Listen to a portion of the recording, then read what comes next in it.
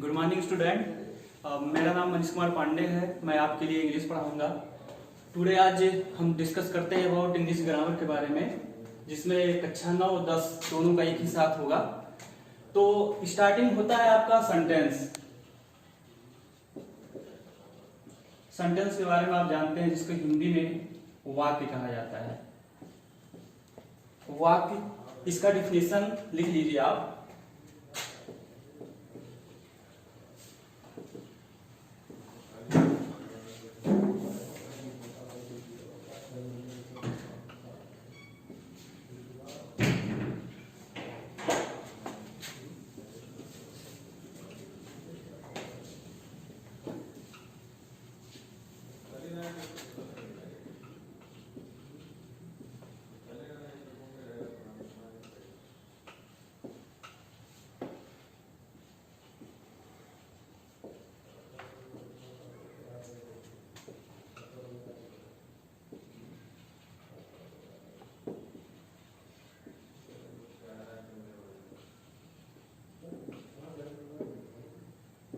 ये होता है सेंटेंस का डिफिनेशन। अर्थ हुआ a sentence is an arrangement of the group of word that makes a complete and meaningful sense.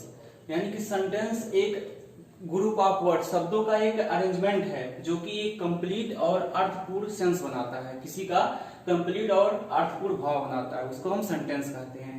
अब sentence kind of sentence आता है।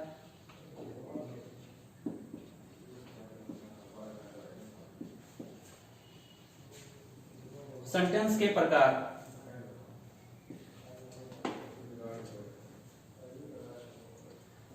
वैसे तो सेंटेंस कई प्रकार के होते हैं। ग्रामर पोर्शन में आपका जो 9-10 का दिया हुआ सेंटेंस हम 5 प्रकार का मानते हैं। पहला असर्टिव सेंटेंस हो जाएगा।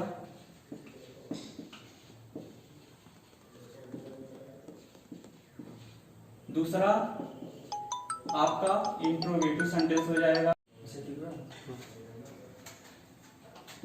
दूसरा आपका इंट्रोगेटिव सेंटेंस।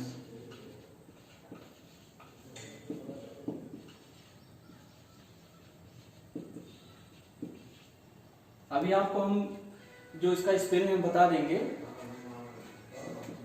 तीसरा आपका आता है इंपरेटिव सेंटेंस।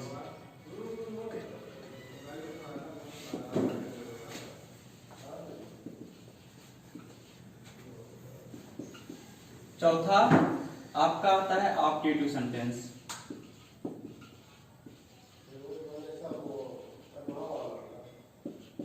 लास्ट में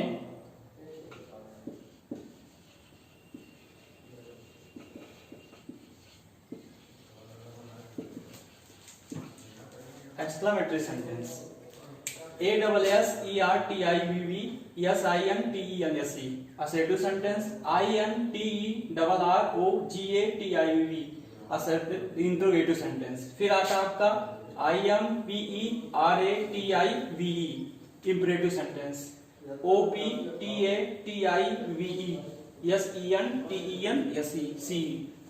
optative sentence। लास्ट में EXCLAMATORY exclamatory sentence। डिफिनेशन आपको लिखाऊंगा नहीं, समझा दूंगा, क्योंकि डिफिनेशन लिखवाने से वो चीजें वहीं की वहीं रह जाएगी, समझाने से थोड़ा सा नॉलेज हो जाएगा। पहला आ जाता है असर्टिव सेंटेंस। असर्टिव सेंटेंस मतलब होता है कोई भी सेंटेंस अगर आप हाँ या ना, ये आपका असर्टिव सेंटेंस होता है। इसमें आपका पहला हो जाता है,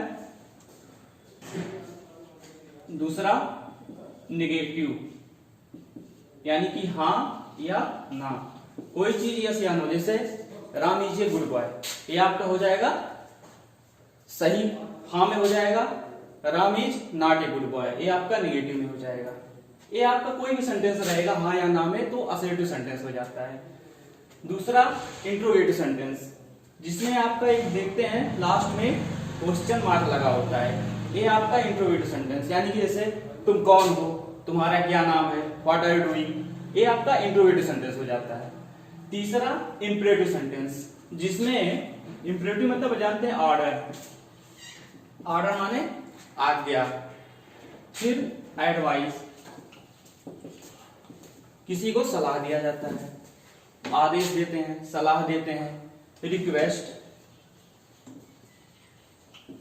रिक्वेस्ट किसी से रिक्वेस्ट करते हैं, ये आपका इंपरेटिव सेंटेंस में आ जाता है। ऑप्टेटिव सेंटेंस, ऑप्टेटिव सेंटेंस का अर्थ होता है विश, विश माने इच्छा। जैसे मे गॉड ब्लेस यू, भगवान आपको क्या करें, आशीर्वाद दें। ये आपका हो जाएगा विश, किसी का आप इच्छा करते हैं। अब ये विश नहीं कि आपका नेगेटिव सेंस भी हो सकता है, जैसे भगवान आपको गो टू द हेल्प, ये भी ये आपका नेगेटिव विश हो जाएगा, लेकिन ये आएगा आपका ऑप्टेटिव सेंटेंस में ही। लास्ट में एक्सक्लेमेटरी सेंटेंस, एक्सक्लेमेटरी सेंटेंस में एक देखते हैं, एक होता है ये शब्द, इसका मतलब सरप्राइज। जैसे कोई भी शब्द हो जाता है, व्हाट एन आइडिया, ये आपका एक्सक्लेमेटरी सेंटेंस आ जाता है, व्हाट एन आइडिया।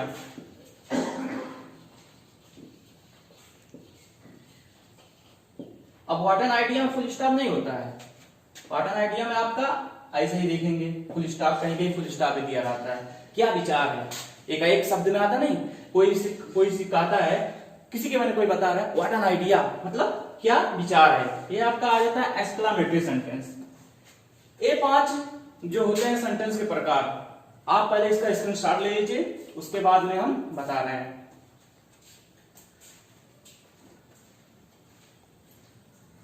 हो गया।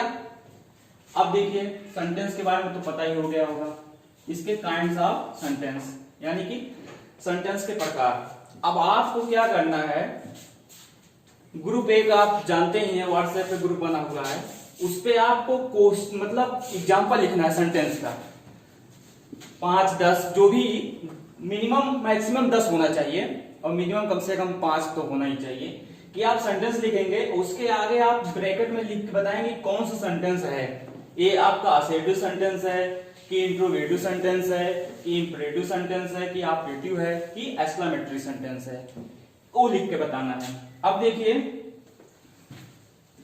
आपके मन में एक विचार आ रहा होगा कि हमने तो कह दिया कि सेंटेंस जो होता है, कोई भी चीज लिखा होता है वो सेंटेंस हो जाता है। अब अगर आपका go there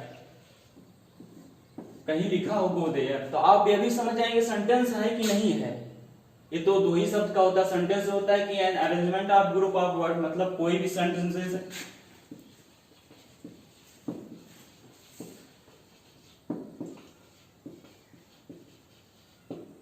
Ram is going to home, Ram घर जा रहा है, ये सेंटेंस हुआ। आप सोचेंगे तो 2 ही वर्ड का है, ये सेंटेंस का हो जाएगा, लेकिन इसमें आप ये जानते होंगे, आपके आगे पढ़ाएंगे हम, तो इसमें आपका यू छुपा रहता है, यू गो देयर, ये हो गया, जिससे लिखा है कि मतलब कंप्लीट एंड मीनिंगफुल सेंस, मतलब कोई भी जिससे कंप्लीट पूरा और अर्थपूर्ण विचार हो, भाव प्रकट होता हो, वो आपका हो जाएगा सेंटेंस।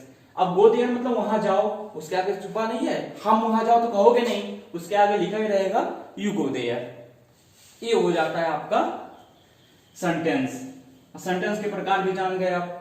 असर्टिव सेंटेंस सबसे पहले आता है, interrogative sentence, imperative sentence, optative और एक्सक्लेमेटरी सेंटेंस। अब आता है उसके बाद सेंटेंस के बाद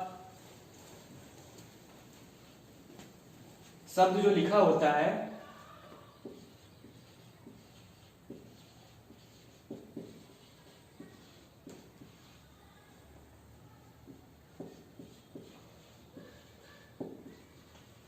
सब्जेक्ट एंड प्रेडिकेट। अब सब्जेक्ट क्या होता है, सब्जेक्ट एंड प्रेडिकेट, जैसे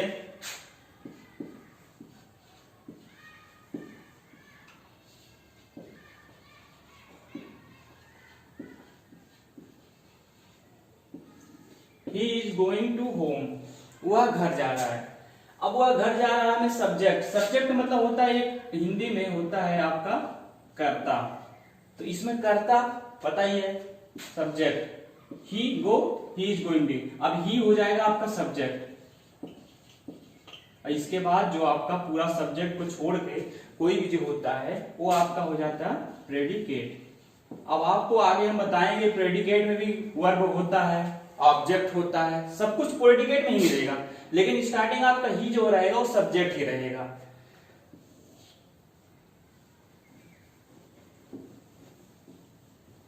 अब कहीं कहीं आप देखते हैं सब्जेक्ट केवल आप वहां पे हम लिख दिए ही इज गोइंग होम। अब इसमें आप बताएं कि सब्जेक्ट ही है। अब he is going there, he is going home. अब इसमें आपको हम बता दिए कि ही जो है सब्जेक्ट है। अब कहीं कहीं लिखा होता है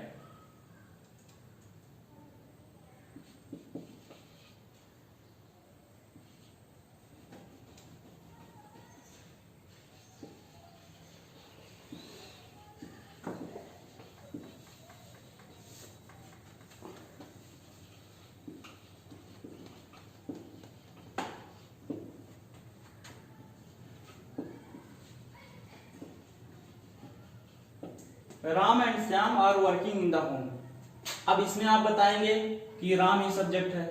तो दोस्तों राम ही सब्जेक्ट नहीं है, क्योंकि ये दोनों मिलाकर क्या कर रहा है, क्या शब्द, कौन, क्या, राम एंड श्याम, राम और श्याम दोनों है ना, are working in the home. तो इसमें राम और श्याम ये दोनों आपका हो जाएंगे सब्जेक्ट। अब ये हो जाएगा आपका प्रेडिकेट। तो हमने सेंटेंस पढ़ लिया किसे कहते हैं, जिससे कोई भी कहीं भी कुछ लिखा हो जिससे कंप्लीट सेंस बनता हो, वो आपका सब्जेक्ट, वो सेंटेंस हो जाएगा। अब कहीं जैसे ऐसे हम नहीं बना सकते हैं,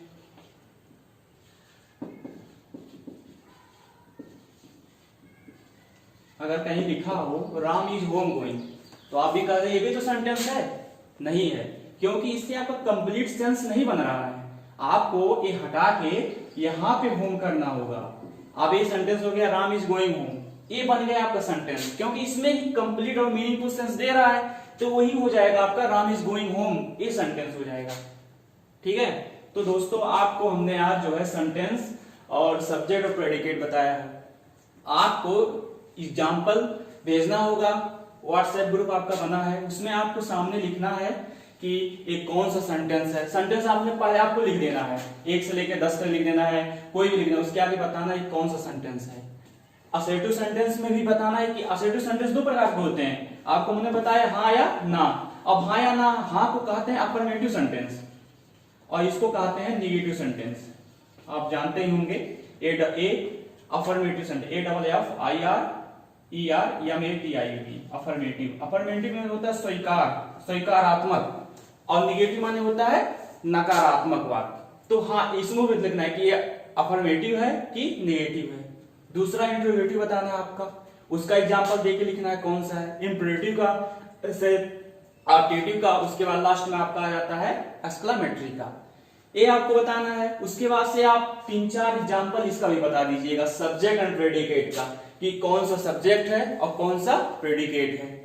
उसके बाद से नेक्स्ट कक्षाएं आपका जो क्लास होगा वो चाहे वर्ब पढ़ा देंगे चाहे टेंस पढ़ा देंगे। Okay, thank you.